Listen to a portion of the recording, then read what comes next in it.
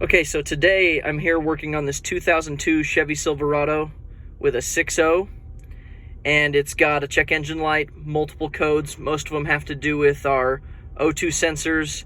There's some lean codes, and there's also a random misfire code on this.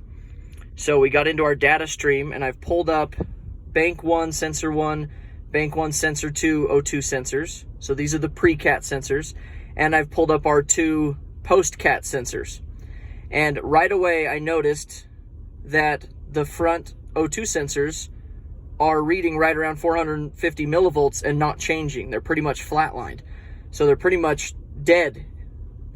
And the post-cat, now I know these ones don't have a lot to do with engine performance, they're more about catalyst efficiency, but they're still reading exhaust gas.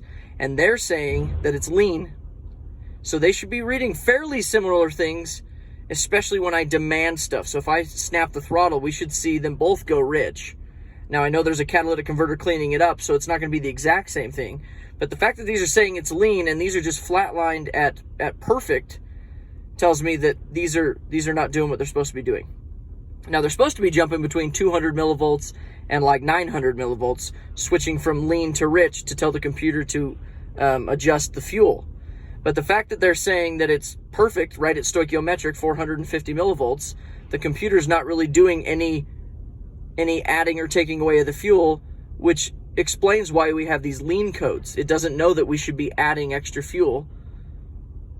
So anyways, what I'm going to do is I'm going to snap the throttle so that you can see that we're probably going to get a response down here on these sensors. We're going to see that these jump rich, but these are not going to move at all, which is going to prove that we have dead sensors that need to be replaced.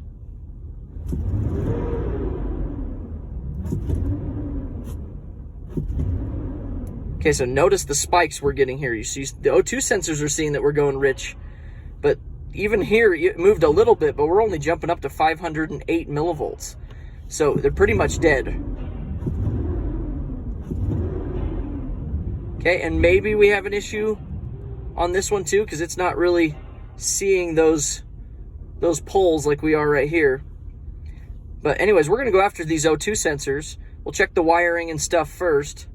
But that's what it looks like when your O2 sensor is dead and not giving accurate information to the computer.